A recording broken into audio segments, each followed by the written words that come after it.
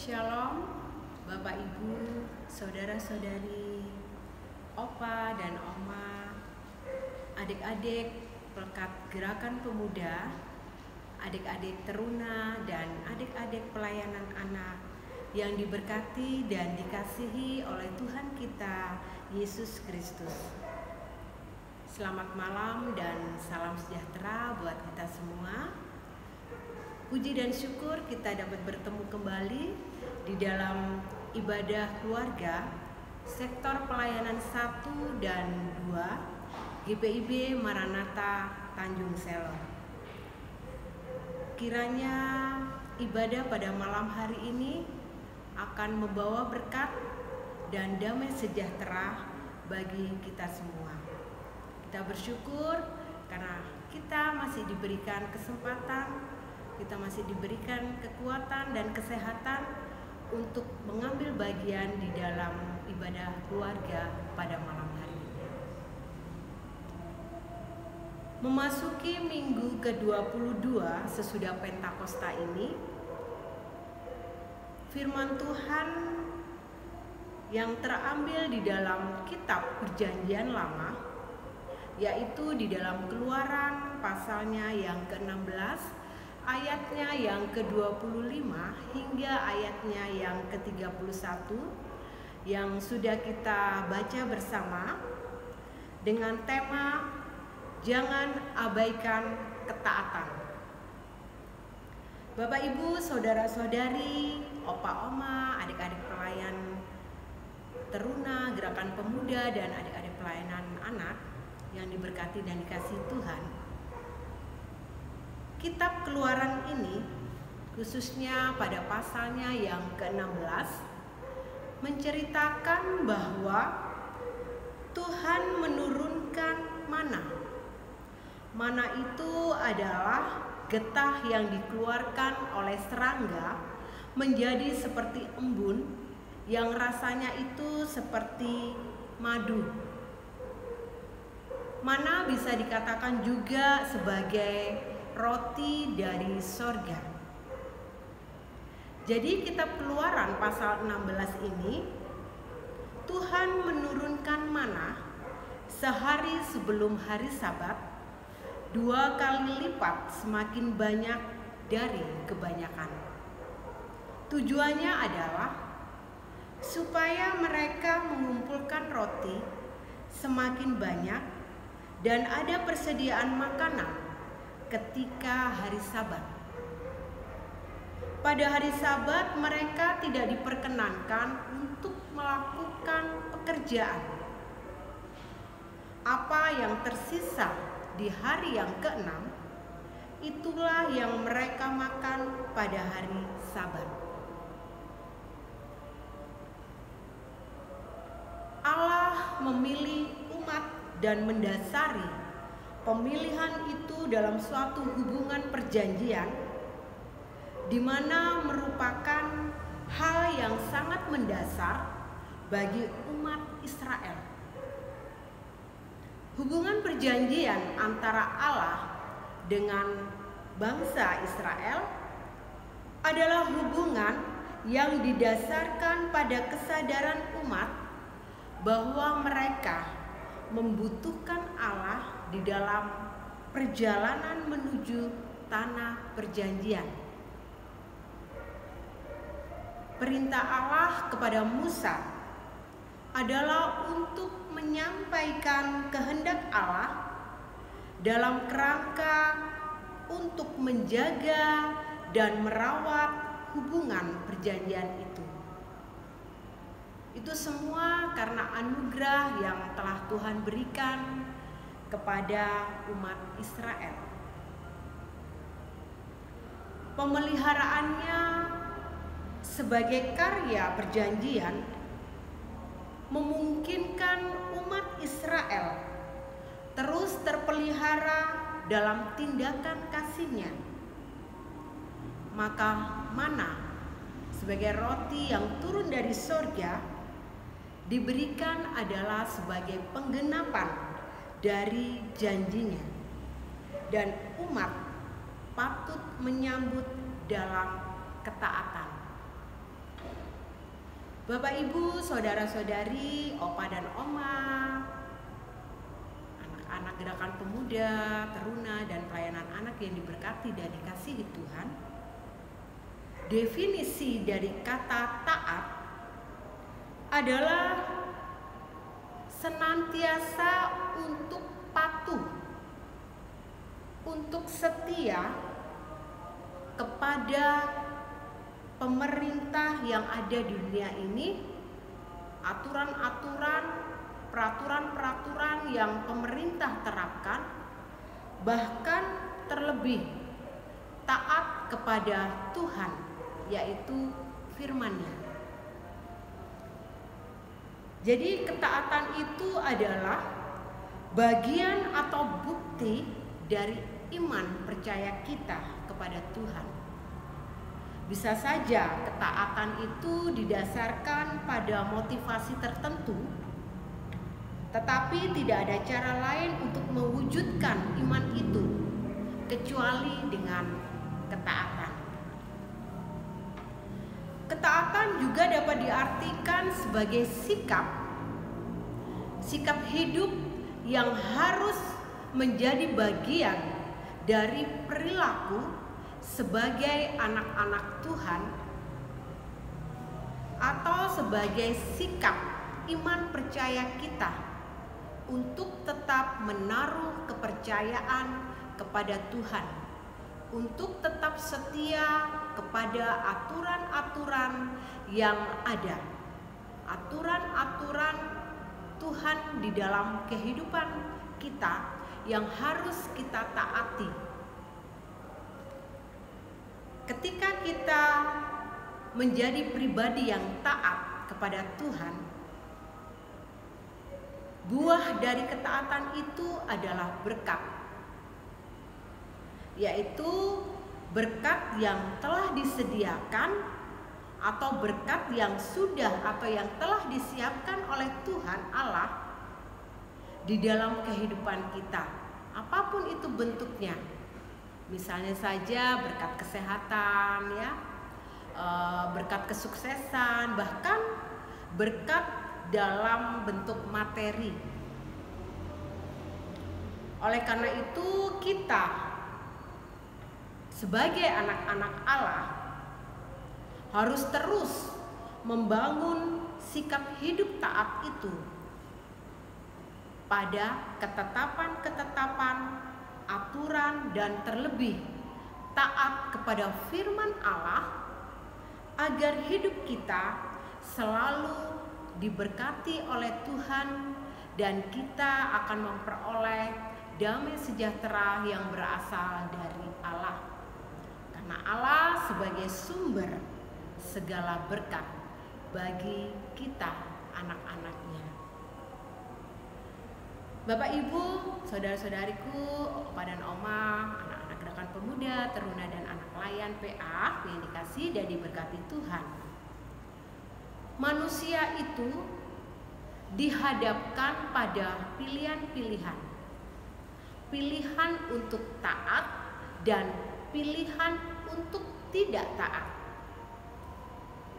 Di sini Alkitab menjelaskan orang yang hidup di dalam ketaatan sebagai wujud iman mereka itu harus bersedia membayar harga untuk sebuah ketaatan dan akan memperoleh berkat yang berasal dari Allah. Kalau kita melihat contoh pribadi di dalam tokoh Alkitab itu seperti Abraham, ya, Daniel, Sadrak, Mesak, dan Abednego. Mereka hidup dalam ketaatan kepada Tuhan. Namun dalam sisi yang lain, Alkitab juga menceritakan atau berbicara tentang ketidaktaatan dan akibatnya. Ketidaktaatan dan konsekuensinya seperti apa? Resikonya seperti apa? Contoh di dalam tokoh-tokoh Alkitab, pribadi yang melakukan ketidaktaatan kepada Tuhan. Contohnya itu adalah Saul, Yunus, bahkan umat Israel sendiri. Seringkali kita tidak menyadari dan berusaha tentang apa yang kita perbuat itu mendukakan hati Tuhan, yaitu melalui ketidaktaatan kita kepada Tuhan. Kita berusaha menghindari harga yang harus kita bayar untuk sebuah ketaatan. Padahal kita harus membayar harga yang jauh lebih mahal atau resiko atau akibat dari ketidaktaatan yang kita lakukan. Contohnya saja di saat pandemi COVID-19 ini, pemerintah menghimbau atau mewajibkan, bahkan mengharuskan kepada masyarakat yang ada, dan tentunya kita sebagai anak-anak Tuhan terkadang melanggar aturan-aturan itu. Kita tidak taat terhadap aturan-aturan yang telah dibuat oleh pemerintah. Akibatnya apa ketika kita tidak taat terhadap peraturan itu? Akibatnya ya kita bisa saja terdampak COVID-19 ini. Bahkan itu juga akan terjadi untuk keluarga kita, ya, suami, istri, anak-anak kita, ya, saudara-saudari kita, bahkan juga teman-teman kita, di mana kita melakukan interaksi di sekitar kita. Itu adalah suatu perbuatan atau tindakan ketika kita melakukan ketidaktaatan kepada Allah.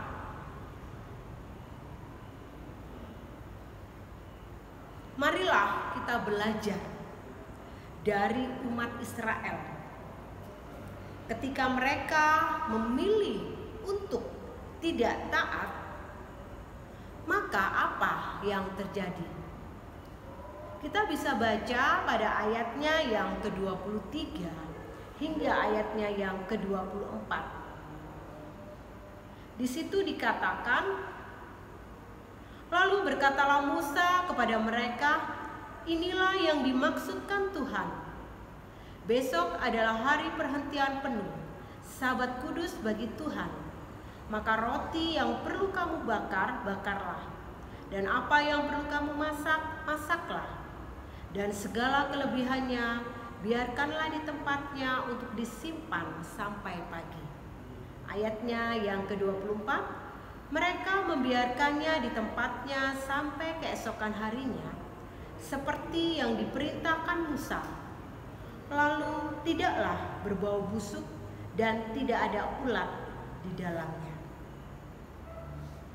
Kita melihat bangsa Israel tidak taat kepada Tuhan, yang akhirnya mendukakan hati Tuhan. Bahkan Tuhan menghukum bangsa Israel. Namun pada ayatnya yang ke-23 hingga ayatnya yang ke-24, Tuhan masih menyertai bangsa Israel.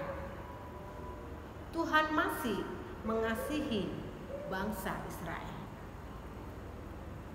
Dan kemudian apa yang difirmankan Tuhan kepada Musa, kita bisa membacanya pada ayatnya yang ke-28 hingga ayatnya yang ke-29. Di situ dikatakan, sebab itu Tuhan berfirman kepada Musa, berapa lama lagi kamu menolak mengikuti segala perintahku dan hukumku? Yang ke-29, perhatikanlah, Tuhan telah memberikan Sabat itu kepadamu. Itulah sebabnya pada hari ke-6 ia memberikan kepadamu roti untuk 2 hari. Tinggallah kamu di tempatmu masing-masing. Seorang pun tidak boleh keluar dari tempatnya pada hari ke-7 itu. Bapak Ibu yang diberkati Tuhan, adik-adik layan, teruna, gerakan pemuda, Opa dan Oma, pada ayatnya yang ke-28 hingga ayatnya yang ke-29 ini merupakan bagian yang disampaikan bahwa umat itu perlu memahami hakikat persekutuan dalam ketaatan.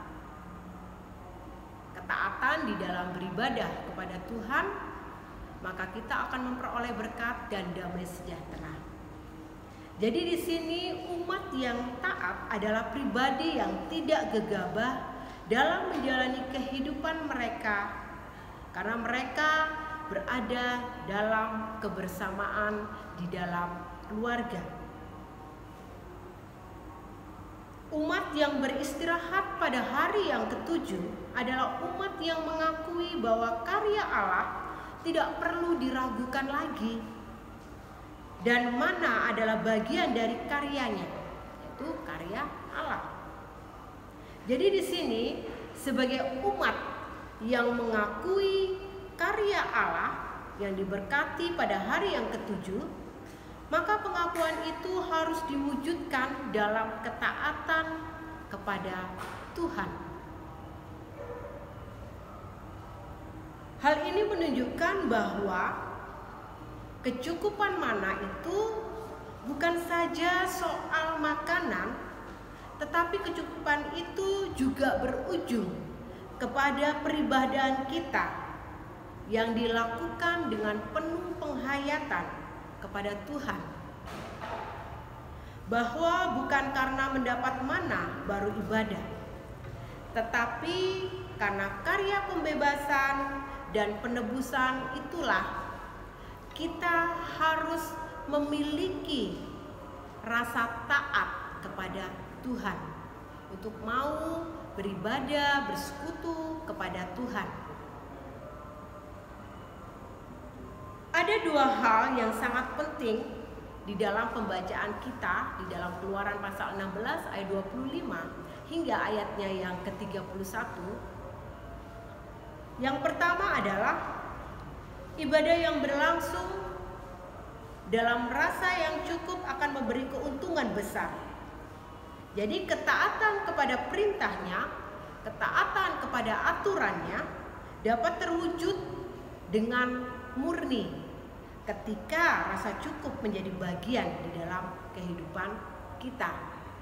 Seringkali di dalam kehidupan kita juga mengalami persoalan, tantangan, pergumulan. Tetapi ketika kita merasa bahwa di dalam kehidupan kita merasa tidak cukup, apakah kita tetap menjadi pribadi yang taat kepada Tuhan? Ataukah dari ketidakcukupan kita, dari kekurangan dalam kehidupan kita harus meninggalkan ketaatan itu kepada Tuhan?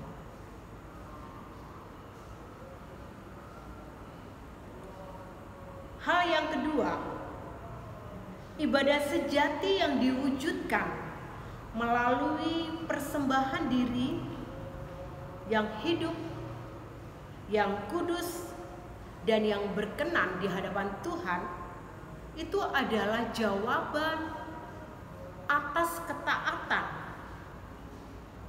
Seperti di dalam 1 Petrus 1 ayatnya yang ke-14, di situ dikatakan, hiduplah sebagai anak-anak yang taat. Jelas sekali ya di dalam 1 Petrus 1 ayat 14. Jadi kita sebagai anak-anak Tuhan, kita jangan mengabaikan tentang ketaatan itu. Tetapi Tuhan menginginkan kita untuk kita selalu taat kepada Tuhan. Mintalah hikmat, pertolongan Tuhan, mohon bimbingan Roh Kudus agar kita dimampukan untuk menjadi pribadi-pribadi yang taat kepada Tuhan.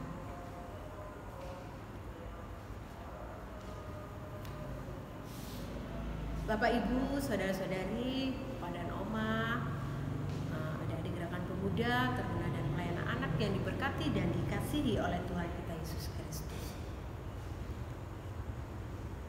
Dari Keluaran pasal 16 ayat 25 hingga ayat yang ke-31 ini, setelah kita memahami bersama bahwa ketaatan itu sebenarnya tidak terjadi dengan begitu saja, tidak terjadi dengan instan, tetapi ketaatan itu melalui proses.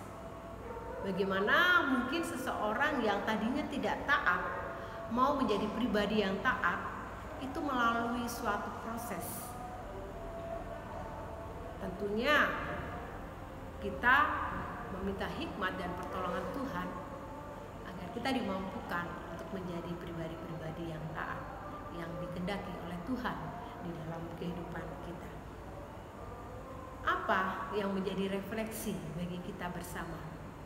Bagi Bapak Ibu, bagi Oma dan Opa, bagi adik-adik gerakan pemuda, teruna, dan anak layan.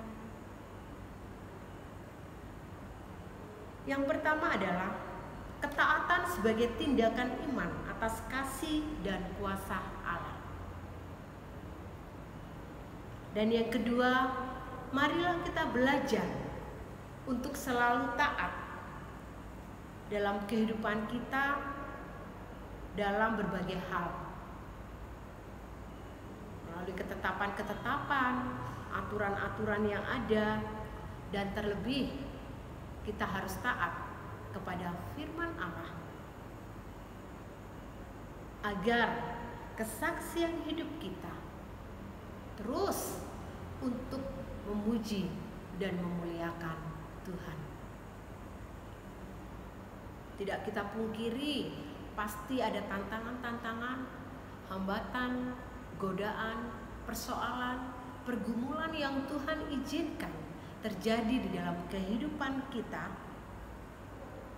Tetapi mintalah kepada Tuhan hikmat, pimpinan Roh Kudus untuk dapat mewujudkan ketaatan kepada Kristus. Dan tentunya kita harus menjalaninya dengan mengucap syukur kepada Allah.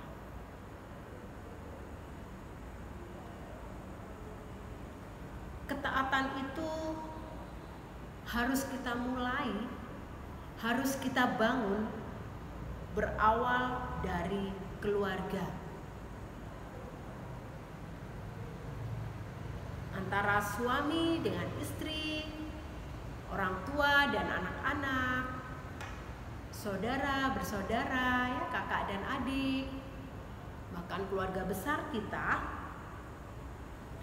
untuk kita bisa menyatakan ketaatan itu kepada Allah. Karena Allah adalah nahkoda sejati di dalam gumul juang dalam keluarga, dalam rumah tangga kita. Jadi di sini Bapak Ibu, adik-adik yang diberkati dan kasih Tuhan, Oma Opa, bahwa ketaatan itu akan menghasilkan buah-buah yang manis, ya. Dan berjalan bersama Tuhan itu akan mendatangkan suatu berkat yang luar biasa. Menaruh kepercayaan dan tetap bersandar kepada Tuhan melalui ketaatan kita akan memperoleh berkat dan damai sejahtera yang berasal dari Allah. Mengakhiri dari perenungan firman Tuhan pada malam hari ini, di dalam Amsal pasal 13 ayatnya yang ke-13 dikatakan, siapa meremehkan firman, ia akan menanggung akibatnya. Tetapi siapa yang taat kepada perintah akan menerima balasan. Lihatlah bagaimana janji Tuhan kepada orang-orang yang taat pada perintah Tuhan. Bagaimana manisnya buah yang kita hasilkan dari ketaatan itu. Tuhan menjanjikan dalam banyak kesempatan bahwa Dia sanggup melimpahkan berkat-berkat-Nya ketika kita mau taat kepada firman-Nya. Tuhan selalu menepati janji-Nya. Apabila kita taat, maka Tuhan akan memberikan kita reward atau penghargaan, penilaian, hadiah yang diberikan Tuhan kepada kita. Dia akan memberkati, bahkan akan ditambahkan berlipat-lipat. Untuk itu, belajarlah untuk senantiasa berlaku taat dan jujur. Dalam hal sekecil apapun, ketika Anda memilih untuk taat dan melakukan sesuai dengan firman Tuhan. Karena ketika kita menjadi pribadi yang taat, kita akan diberkati dan kita akan memperoleh damai sejahtera yang berasal dari Tuhan. Tuhan Yesus memberkati. Amin.